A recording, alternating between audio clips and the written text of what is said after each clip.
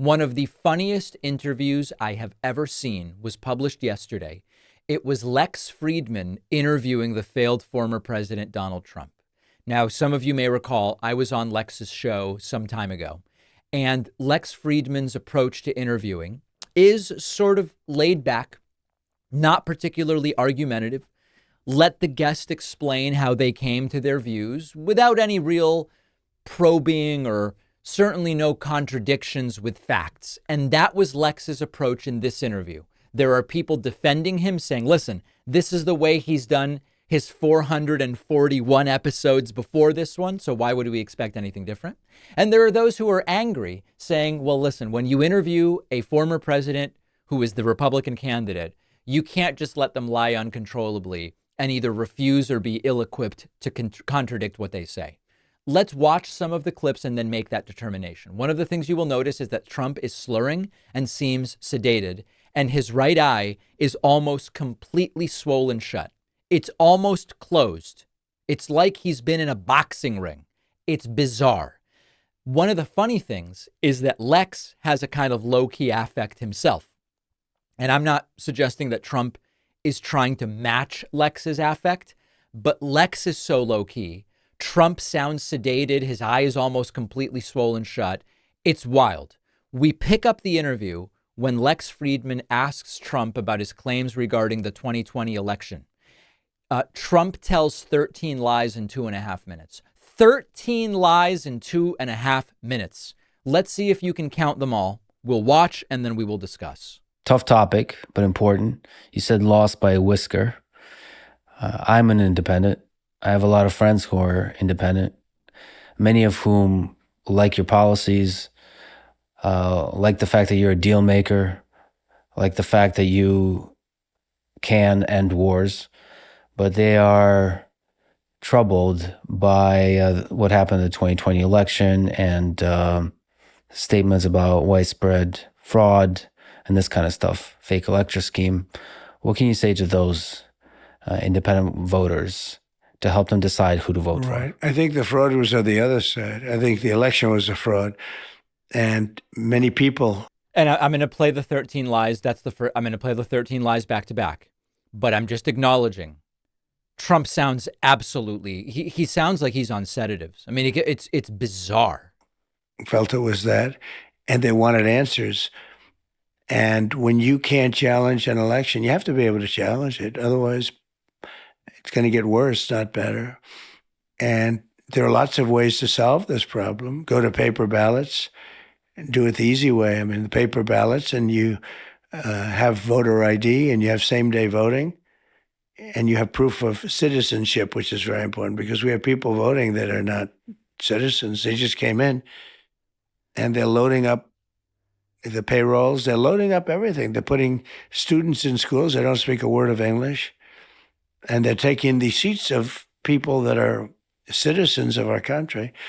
So, look, we have the worst border in the history of the world. We have coming into our country right now millions and millions of people at levels that nobody's ever seen. I don't believe any country's ever seen it. And they would use sticks and stones not to make it happen, not to let it happen. We don't do anything. And we have a person who was the border czar, who now said she wasn't really the border czar, but she was. She was the border czar, but she was in charge of the border. And we have her, and she's saying very strongly, oh, I did such a good job. She was horrible, horrible. The harm she's done. But we have people coming in from other countries all over the world, not just South America, and they're coming in from prisons and jails. They're coming in from mental institutions and insane asylums. Okay. That's just under 2.5 minutes, and Trump told 13 lies. 13 lies. Trump says Democrats committed voter fraud in 2020. There's no evidence of that. Trump says many people felt there was Democratic voter fraud. Well, facts and feelings are two different things. Trump says you can't challenge an election. That's wrong. Trump tried, and he did everything that you can do. It's just there was no merit to the challenge. Trump says paper ballots would solve this. It wouldn't. I mean, voter fraud of the kind Trump claims is so rare. Paper ballots would just bring this massive logistical issue for handling and storing them. If there's a natural disaster, they can get lost. It's really a solution in search of a problem. Trump says voter ID would solve it. Remember that it is not really a problem. And we know that voter ID laws disproportionately impact certain groups of voters, low-income people, elderly folks, students, everybody who is eligible to vote, to be clear. And there's no evidence that voter ID actually prevents voter fraud. There's also no evidence that voter fraud is happening. Trump says same-day voting would solve it. It doesn't exist. Of course, requiring all votes to be cast on the same day just increases the likelihood that lines are really long, that polling places are crowded, that there are technical issues, and that can deter people from voting. It would cause a problem. Trump says proof of citizenship would solve it. Reality is that current voter registration process already includes citizen verification through either the U.S. Census or state-specific requirements of different kinds. And these vague proof of citizenship requirements would be redundant, and they would be unlikely to catch fraud because the fraud isn't actually happening. Trump says non-citizens who just came to the United States are voting. There's no evidence of that. Trump says immigrants who speak no English are taking the seats of people from our country. I don't even know what that means. Trump says that we have the worst border in history. That's certainly not true, as we've seen significant declines in border crossings under the Biden administration. He says Kamala Harris was the border czar. She was not. He says that people are coming into the country from prisons and jails. There's no evidence of that. And finally, Trump says people are coming into the country illegally from mental institutions and insane asylums. And there is also no evidence of that. 13 lies in 2.5 minutes. When Lex Fridman tells Trump claims of widespread fraud are bothering some people, here's how Trump reacts. So a lot of people believe that there was some shady stuff that went on with the election, whether it's media bias or big tech, but still the claim of widespread fraud is the thing that bothers people. Well, I don't focus on the past. I focus on the future. When Trump is told this nonsense is really bothering a lot of people, you may be turning off voters, Trump says, I'm not focused on the past, I'm focused on the future. Yet, at every rally for nearly 4 years, Trump rehashes these same debunked claims about the 2020 election. Trump then addresses the issue of religion and heaven. It's really weird. Trump's delivery is bizarre. Something is very wrong. One of the tragic things about life is that it ends. How often do you think about your death? Are you afraid of it? I have a friend who's very, very successful, and he's in his 80s, mid-80s, and he asked me that exact same question. I turned it around. I said, well, what about you? He said, I think about it every minute of every day. And then a week later, he called me to tell me something. And he starts off the conversation by going, tick, tock, tick, tock. Yeah. This is nutty stuff from Trump. This is a dark person, in a sense, but it is what it is. I mean, if you're religious, you have, I think, a better feeling toward it. You're supposed to go to heaven, ideally not hell, but you're supposed to go to heaven if you're good. I think our country's missing a lot of religion. I think it really was a much better place with religion. It was almost a guide, to a certain extent it was a guide. You want to be good to people. Without religion, there are no guardrails. Of course, the claim that without religion there are no guardrails has been so widely discussed for so long that it's not even a subject for us today. But the funniest part of all of this is that as Lex nods along, we all know Trump's not even religious. This is a character he's developed to enter politics in the Republican Party. Trump hasn't been to church for 3 years. The last time he went that we were able to find was 2021. It's all a farce. And that really would be the question I would like to see asked. Lex Fridman asking Trump, when you are composing one of your posts to Truth Social, what are you like? Are you in bed? Where are you? What are you doing usually when you're composing a truth? Like, are you chilling back on a couch, couches, beds, Okay. a lot of different things. And of course, a lot of different things I can only assume includes the toilet, as widely reported, Trump regularly having to flush 10 to 15 times. The topic of the Jeffrey Epstein passenger lists and other documents came up. And as is typically the case, Trump does appear uncomfortable with the topic. There's a moment where you had some hesitation about Epstein, releasing some of the documents on Epstein. Why the hesitation? I don't think I'm not involved. I never went to his island, fortunately. But a lot of people did. Oh my goodness. Why is he talking like that? Why is his eye almost completely swollen shut? And why does he always get uncomfortable when the topic of the guy he's in numerous videos hanging out with, Jeffrey Epstein, is brought up? Maybe we will never know, but I hope someday we will.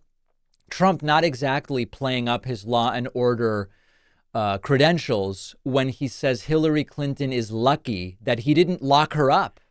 As the leader of the United States, you were the most powerful man in the world. As you mentioned, not only the most famous, but the most powerful. And if you become leader again, you will have unprecedented power. Just on your own personal psychology, what does that power do to you?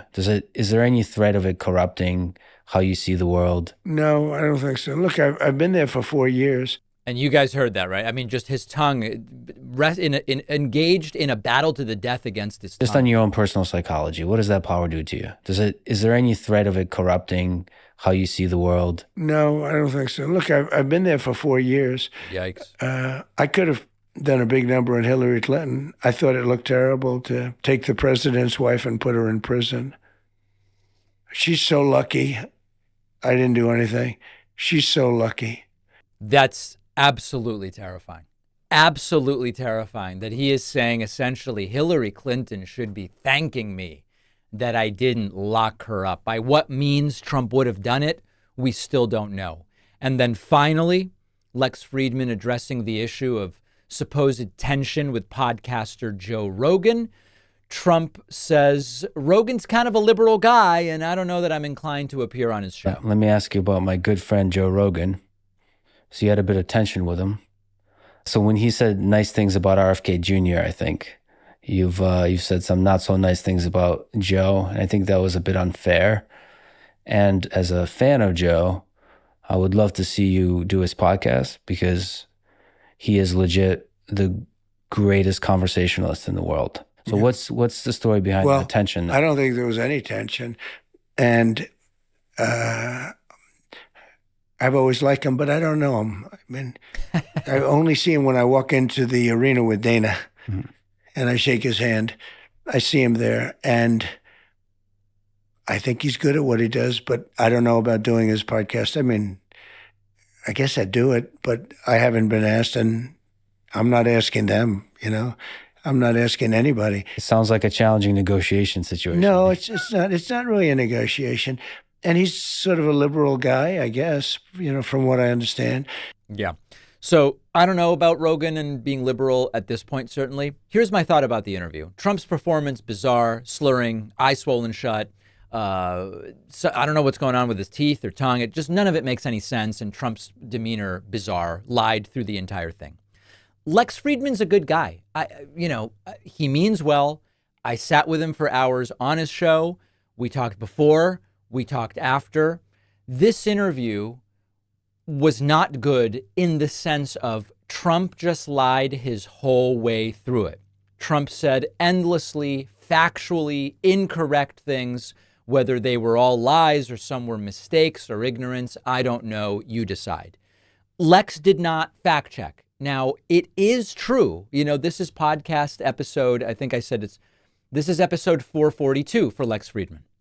He did it the same way he did the other 441. So, in a sense, you know what you're getting into. And so I don't know if the criticisms of Lex's handling are super fair. But David, you must be friends with Lex. I haven't had any interaction with Lex that I can recall since I was on his show a year and a half or 2 years ago. I also know, if imagine, I don't know if I was episode 350 or whatever. If he's done 349 episodes one way and I show up and he treats me completely differently, it would be a sort of strange thing. My preference would be that this just be a different sort of interview altogether. I prefer an interview, especially when you're doing something like a public service with a former president and presidential candidate. I want there to be fact checking, and I want there to be, wait a second, you just said 13 things in 2.5 minutes. None of them are true. Let's go through them one by one and discuss them. That's not the way Lex does his show. So my question to you is, what is a fair criticism of Lex's handling of this interview? And what the hell is going on with Donald Trump slurring? Let me know what you think. Please make sure you're subscribed to the YouTube channel at youtube.com/The David Pakman Show. And remember that my book, The Echo Machine, is now available for pre-order. We have surpassed 1,500 pre-orders. You can find it at davidpakman.com/echo or on any website where physical books, ebooks, or audiobooks are sold. If you've been thinking about getting a new mattress, Helix Sleep is where I would start. I've been sleeping on Helix mattresses for years now. I recommend Helix to everyone, which is why I wanted them as a sponsor. If you don't want to take my word for it, Helix has been awarded #1 mattress by both GQ and Wired magazine. And one of the things that makes Helix unique is their sleep quiz. I didn't really know what kind of mattress would be best for me, but you do this short sleep quiz. You answer questions about your body type and your preferences, what position you like to sleep in, and Helix will match you with the perfect mattress for you, so you know you're actually getting something tailored to your needs instead of going in blind like most people do. I got my Helix mattress designed to stay cool at night since I hate getting hot while I sleep. Shipping is always free. You get 100 nights to decide whether you like it. My audience gets a huge 20% discount off of all orders, plus 2 free pillows. Go to helixsleep.com/Pakman and enter code HelixPartner20 at checkout. The link is down below.